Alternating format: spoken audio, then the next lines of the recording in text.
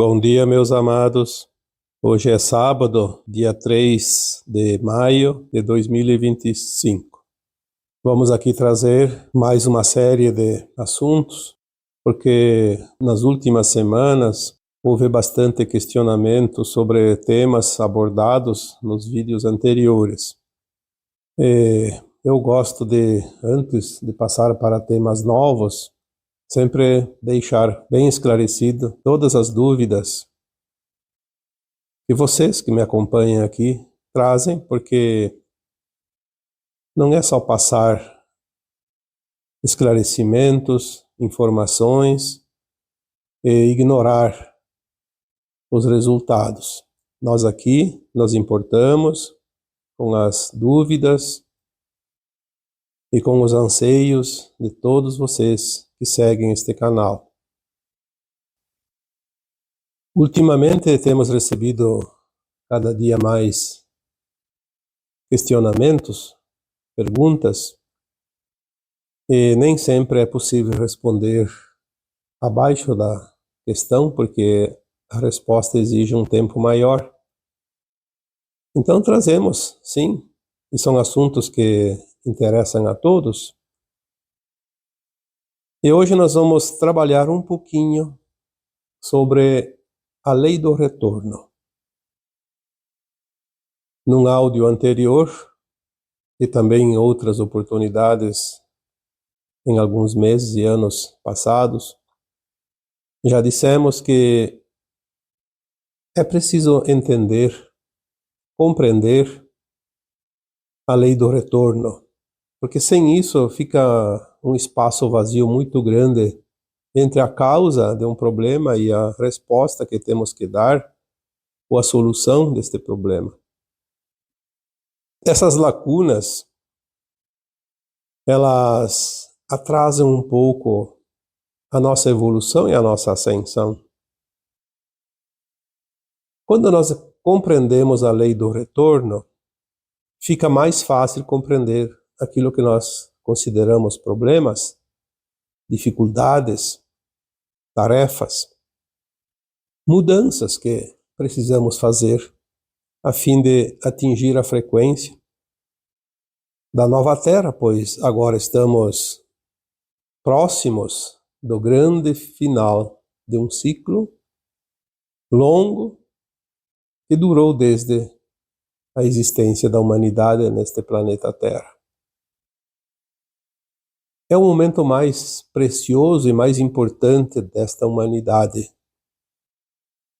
Por isso, a nossa consciência também começa a se expandir a fim de captar, compreender tudo aquilo que ela necessita compreender. Porque sem a compreensão não há mudanças, não há aceitação. A lei do retorno não é somente receber de volta aquilo que nós fizemos de mal. Muitas pessoas dizem, então você fez o mal para alguém, vai receber. Sim, é verdade.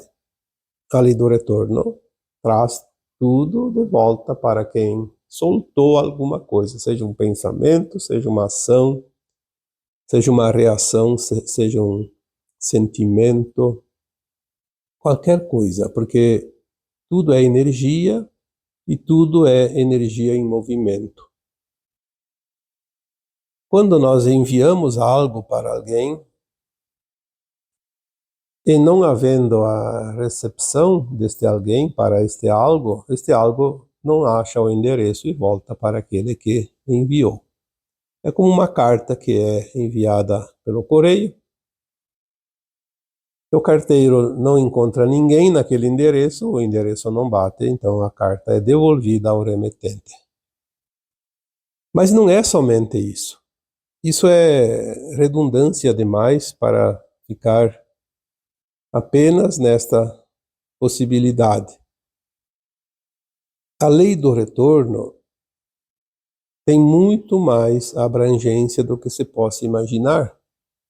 Por exemplo, se numa vida passada eu não aprendi uma lição,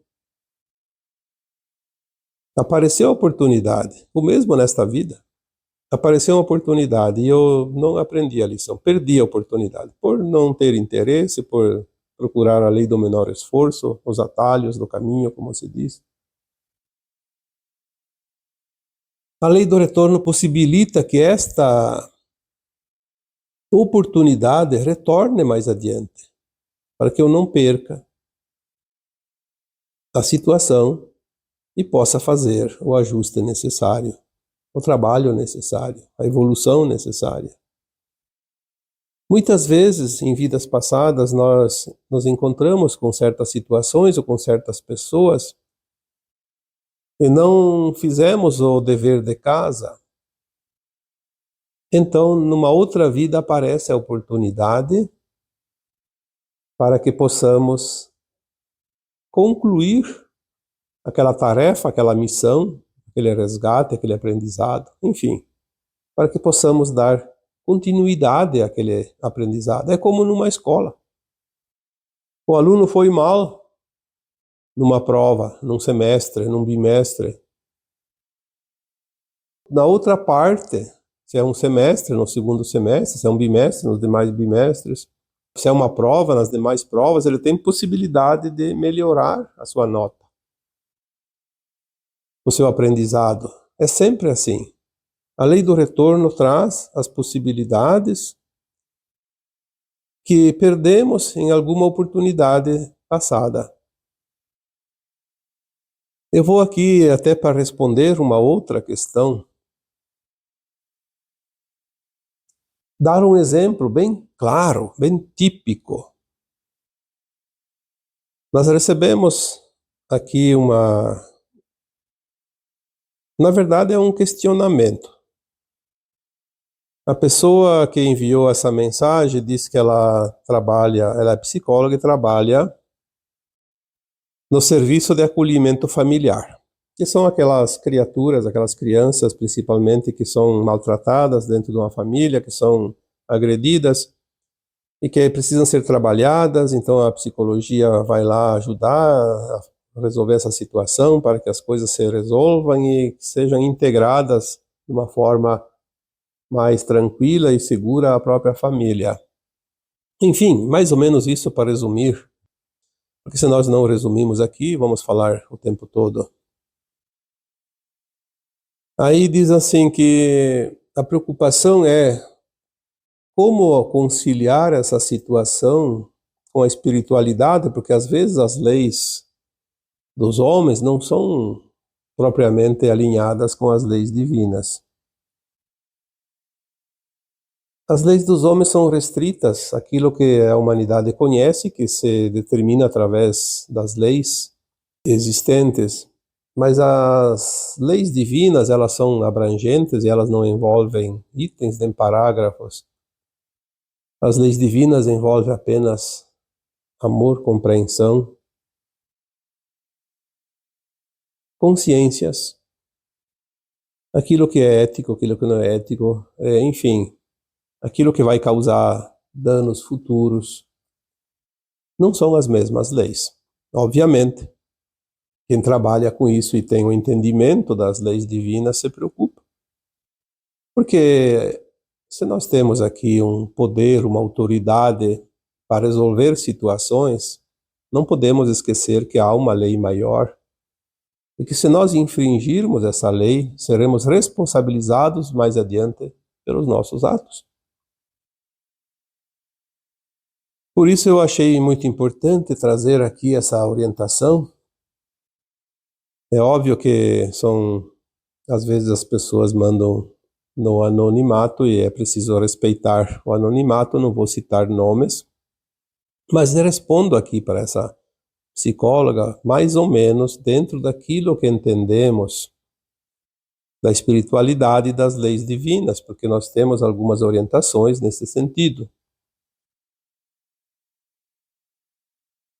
Vamos usar isso na prática cotidiana. Os pais têm conflitos com as crianças.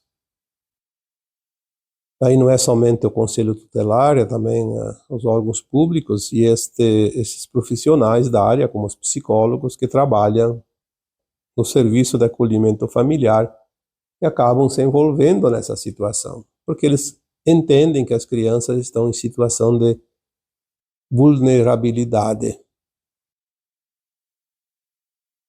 Mas se nós entendemos que ali são almas, claro, a criança é criança, tem que respeitar o seu estágio na forma humana. Nós dissemos aqui tantas vezes que as crianças são independentes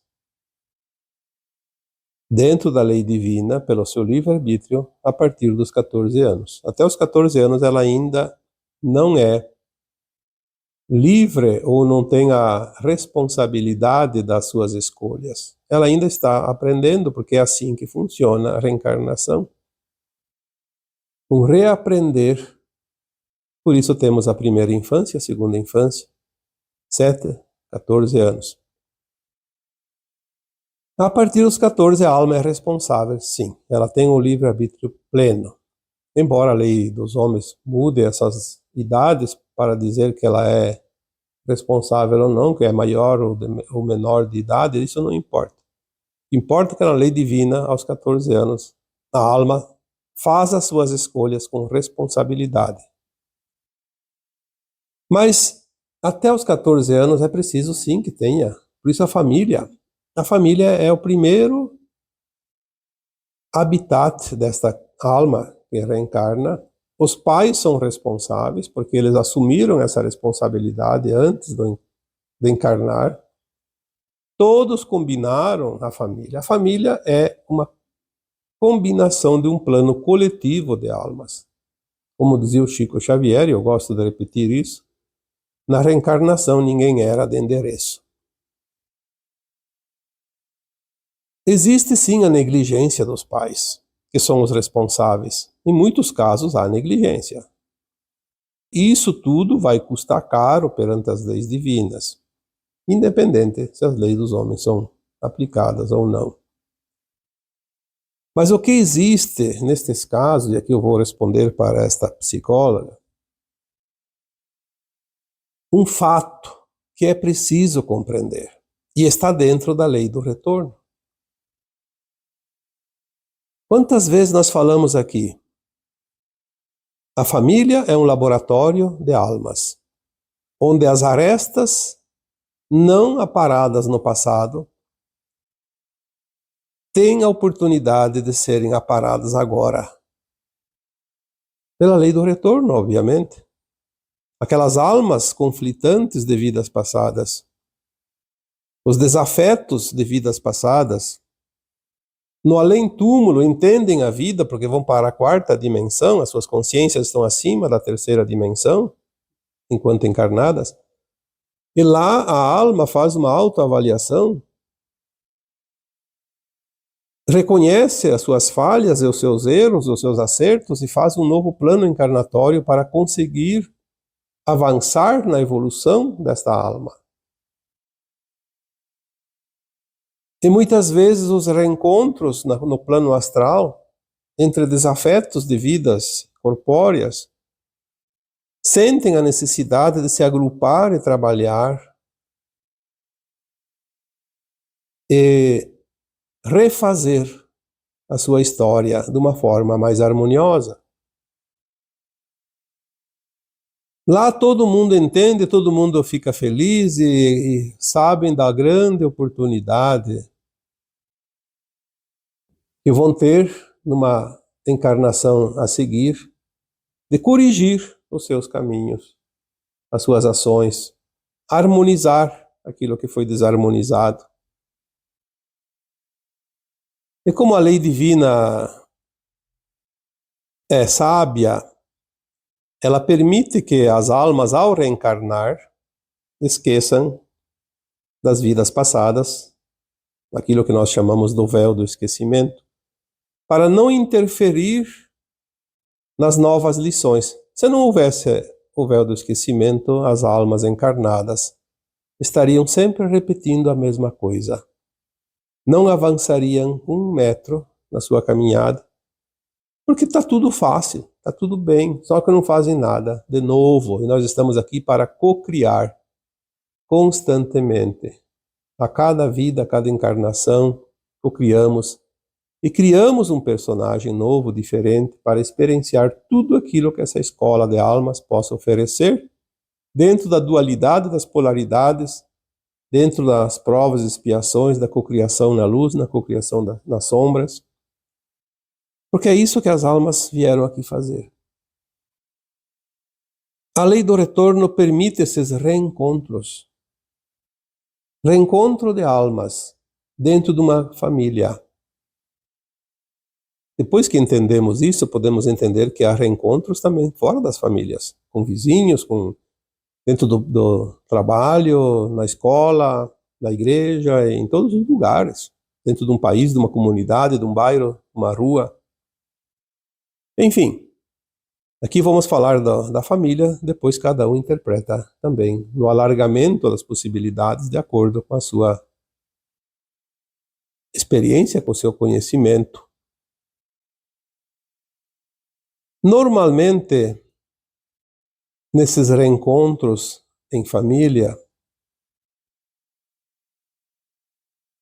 nós temos o véu do esquecimento, mas nós temos a parte da nossa consciência chamada de subconsciente. O subconsciente é o conhecimento das vidas anteriores a esta, mas que está lá numa caixinha guardada sem poder mexer muito, porque senão não fazemos as novas experiências. Vivemos esta vida corpórea até o fim, e ao desencarnar, a alma coloca a nova experiência desta vida lá naquele arquivo subconsciente. É como abrir um programa de computador, fazer a atividade do dia e no final do dia acrescentar naquilo que já estava feito até no dia anterior. Temos assim, vida após vida encarnada, as experiências somadas, atualizadas. Então, fazemos esta atualização e salvamos o arquivo, como se diz, no subconsciente. Nós temos vagas lembranças de vidas passadas. A criança, muito mais do que os adultos. Se nós formos olhar, de fato, essa parte das reencarnações, do retorno das pessoas, das almas, a um grupo familiar principalmente, nós vamos encontrar, desde a fecundação, a mãe grávida, há uma interação com a alma que está chegando. E aquela alma ainda está com a sua consciência na velha consciência, no subconsciente, das vidas anteriores. Ela ainda não tem a consciência dessa vida porque ela ainda não respirou, não abriu o arquivo, como se diz, que é no ato do nascimento. Quando ela realmente respira, ela começa a nova vida. Então ela lembra das vidas passadas, ela sabe quem ela é, sabe quem é a mãe, quem é o pai. E por isso que muitas vezes essa alma que iria reencarnar, ela entra num pavor tão grande e se auto-sabota. Ao aborto espontâneo, acontece isso. Ou então a mãe tem muitos problemas, de enjoos principalmente, mal-estar, porque há uma energia conflitante ali que está chegando. Ao nascer, a criança, ela ainda lembra, embora ao momento que ela respira, ela realmente se integra à energia da reencarnação, como se diz, porque ela começa a respirar os pranas, como todos nós, as energias. Então ela começa a esquecer, mas ela não esquece de repente, ela vai esquecendo aos poucos, até normalmente 7 anos. Algumas crianças continuam mais tempo, outras antes dos 7 já não lembro mais nada, mas ela lembra muito. Por isso que certas crianças contam fatos de vidas passadas e são reais. Pena que os pais às vezes não dão importância e acham que é uma bobagem. Assim como a criança diz que tem um amiguinho, uma amiguinha brincando com ela. E tem mesmo. Tem, e ela sabe disso, ela enxerga, ela conversa, e ouve, fala e entende o que aquela alma que está ali, porque elas enxergam e tem em toda parte. Mas voltando aqui ao tema dos conflitos depois, esses conflitos eles já vêm de vidas passadas. A lei do retorno possibilita esta oportunidade. Uma palavra, um gesto, um olhar, uma situação, qualquer coisa vai despertar na criança, ou nos pais também, mas geralmente na criança, uma lembrança energética de frequência. Ela não lembra talvez do fato em si, embora a criança tenha essa possibilidade de lembrar. Os próprios pais, que já não lembram mais, qualquer atitude, qualquer gesto, qualquer arte, vamos dizer assim, da criança, remete uma frequência de um conflito existente entre ambos de vidas passadas. E aquilo traz uma emoção que gera o conflito, porque traz uma emoção de raiva, de culpa, de qualquer coisa negativa, de mágoa, de ressentimento, e começa a ativar uma parte daquele subconsciente dentro da consciência. São as ações praticadas. E aí pode haver conflitos realmente desastrosos. Então, a psicóloga que enviou esta mensagem, esse questionamento, eu diria, primeiro de tudo, compreender esta parte das reencarnações, a lei do retorno, a oportunidade daquelas almas conviverem harmoniosamente, porque este é o objetivo maior. E se este é o objetivo, tem que buscar este objetivo. Trabalhar, eu diria, a criança sim, acolher ela, protegê-la, mas nesses casos, teria que trabalhar mais os pais. Explicar para eles essa questão das leis do retorno, das vidas passadas. É uma oportunidade que todos concordaram, porque seria uma oportunidade que todos podem aproveitar.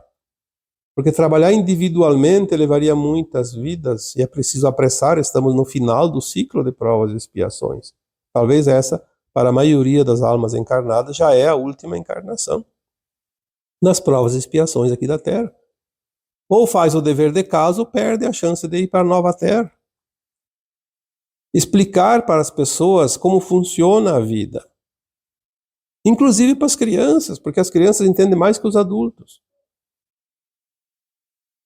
Mas é preciso que as pessoas compreendam, e a responsabilidade ali é dos pais. Compreender que ali estão desafetos de vidas passadas, mas que nesta vida vieram como filhos. Compreender que aquilo que foi feito em vidas passadas era um aprendizado que não foi concluído e que a oportunidade de concluir é agora. Compreender que tudo que foi feito em todas as vidas passadas, e temos centenas, muitos passam de 1000 encarnações, tudo foi aprendizado, tudo foi experiência, todos nós passamos pelas lições dessa escola. O aluno não se forma sem passar por todas as matérias e todos os níveis dos anos subsequentes dentro de um período estipulado, como 4 anos, 5 anos, 6 anos, dependendo do curso. É preciso concluir as matérias, concluir as lições. Não só passar as lições, aprender as lições, senão não passa nas provas. Eu diria que este entendimento é fundamental, porque tudo tem uma explicação lógica, compreensível, e é só através do entendimento que nós podemos fazer as mudanças internas de pensamento, de ações. Senão vamos agir pelos conceitos criados através dos tempos, pelas sociedades, pelas pessoas que seguem sem saber quem são, o que estão fazendo nesse planeta. Nós podemos curar velhas feridas, principalmente os conflitos. É muito mais fácil criar a cura nos conflitos do que curar uma doença proveniente de conflitos. Porque os conflitos, quando não curados, eles precisam extravasar aquela energia negativa acumulada. Então as doenças fazem o trabalho. Muitas vezes não somente doenças, como também acidentes, desgraças, tragédias. Então, para os que trabalham no serviço de acolhimento familiar, compreender as leis divinas é mais importante do que compreender as leis humanas, porque as leis humanas são apenas paliativos. São um resumo da situação. Não deu certo, separa as crianças, tira as crianças dos pais, bota nos abrigos, mete na adoção e os acertos, que é o mais importante, promovidos e oportunizados pelas leis do retorno. Ficam para quando? Será que temos outra encarnação? Pelo que eu sei, não. Todos os que estão encarnados no momento na Terra é a última oportunidade. Existem dois caminhos ao final desta vida. Quando cada alma desencarna, está pronta, conseguiu resolver todas as pendências, vai para a nova Terra, faz a ascensão.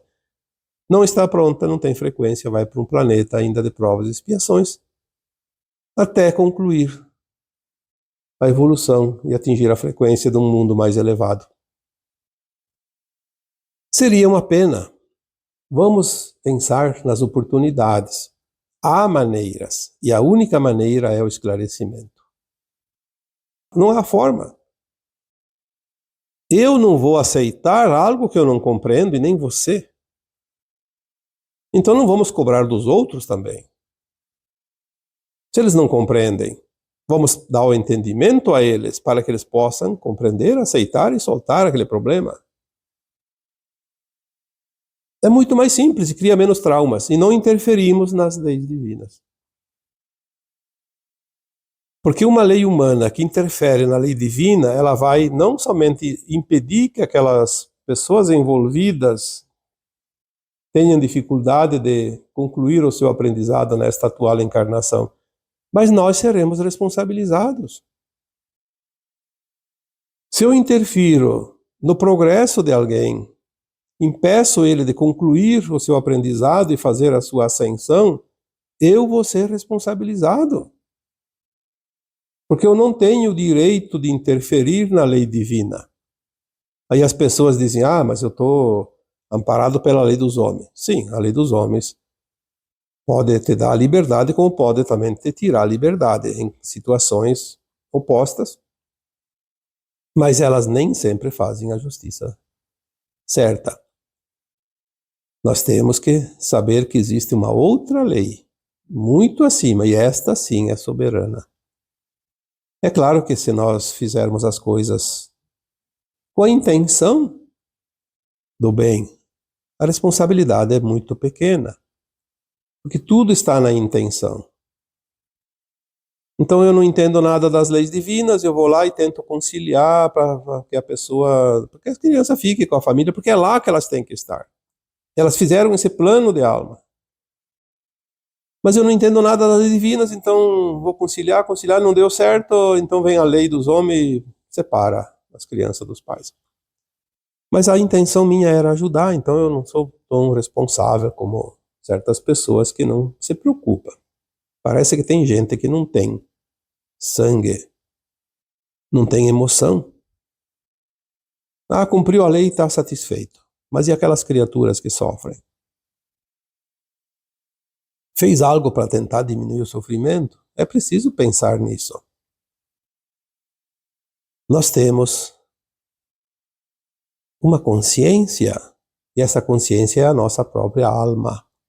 E é ela que é tudo o que nós somos. O corpo tem a duração de uma vida corpórea. É apenas um instrumento que a alma se utiliza para fazer as suas experiências num certo período, por ela mesma determinado o tempo. Nós temos aqui uma outra questão que eu vou adicionar, também feita por uma seguidora do canal, pedindo também uma orientação sobre os filhos adotivos que odeiam a mãe ou os pais. Isso é bem comum. Nós falamos no áudio da semana passada sobre adoção. É uma oportunidade também oferecida pela lei do retorno.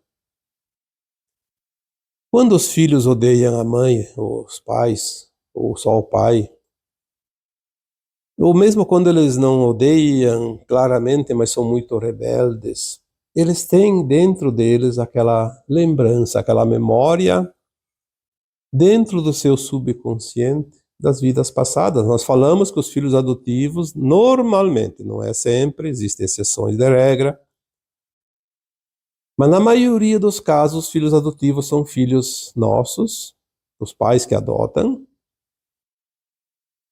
são filhos de vidas passadas que foram rejeitados.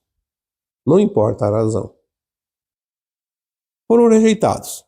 Às vezes nem foram abandonados, mas foram maltratados. Enfim, é uma oportunidade de fazer diferente. Quando há essas memórias ativadas, a mãe ou o pai diz uma palavra mais ríspida, mais dura, ou uma situação qualquer, faz com que o subconsciente emita uma informação para a consciência daquele filho, daquela filha, ou mesmo para todos, para os pais inclusive, num conflito existente naquela outra vida onde houve o problema, a causa. E aí linka aquela frequência e aquela frequência cria uma força que envolve aquelas pessoas ali no momento e cria-se um estado de desconforto, de tumulto, de intriga, de discussão, uma guerra, vamos dizer assim, entre aquelas duas, três criaturas, independente do número, pode ser apenas duas. No caso aqui, mãe e filho, por exemplo, mãe e filha. Porque remete àquela frequência daquela vida onde houve o conflito de fato. Se nesta hora,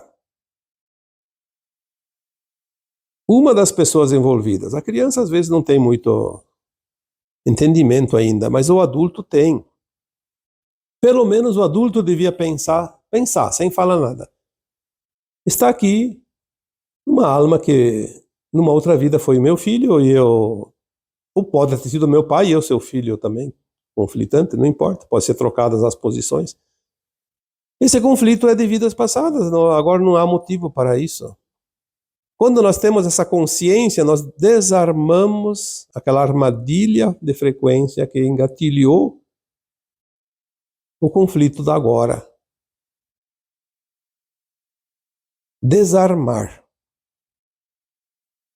Quando nós entendemos isso, não há conflito.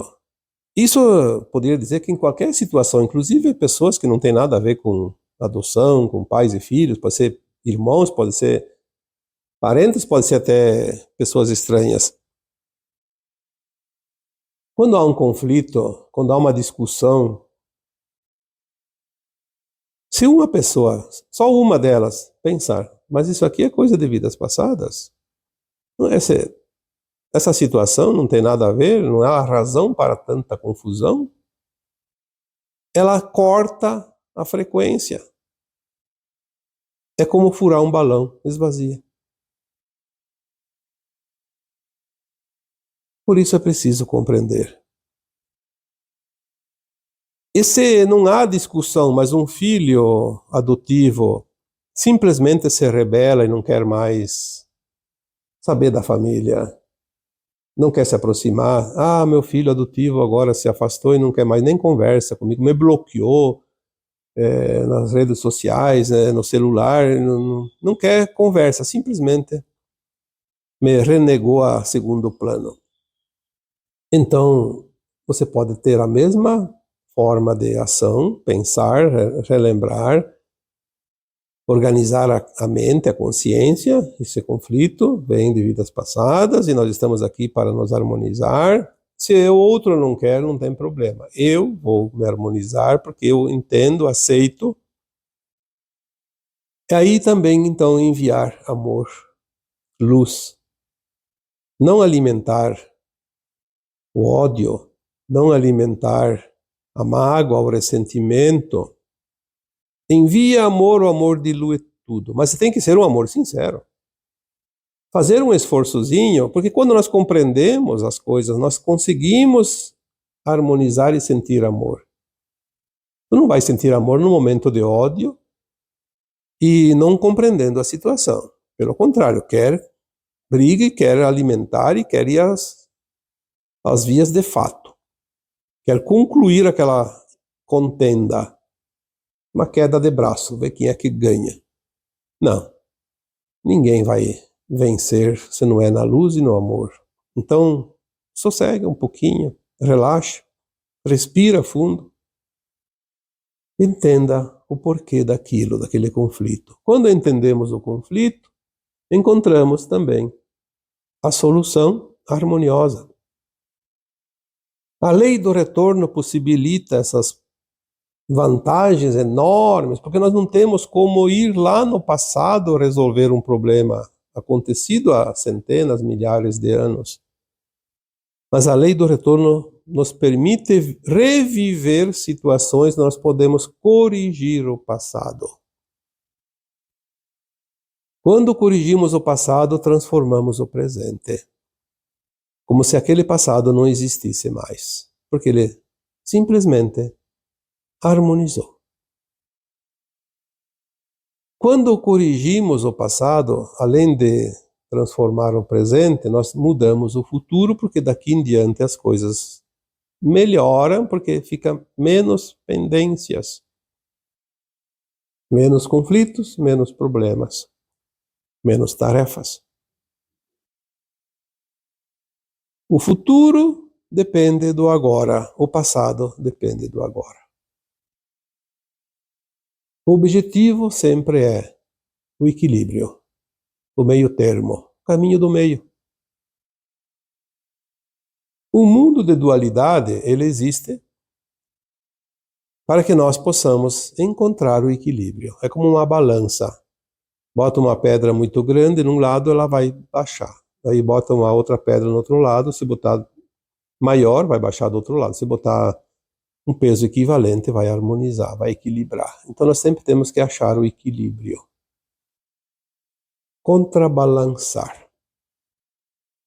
Podemos, então, mudar a nossa vida de uma forma sem precisar passar pelas doenças, pelas perdas, pela dor, pelas tragédias.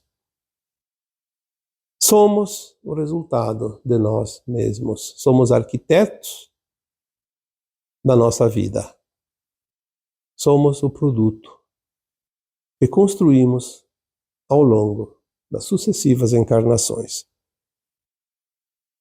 Estamos aqui para finalizar essa caminhada. Vamos realmente fechar o ciclo e ir para um novo tempo. Uma nova terra, um novo ciclo. Um mundo de regeneração, não mais de provas e expiações. Então, agora eu vos deixo com o meu abraço de luz em cada um de vocês. Namastê.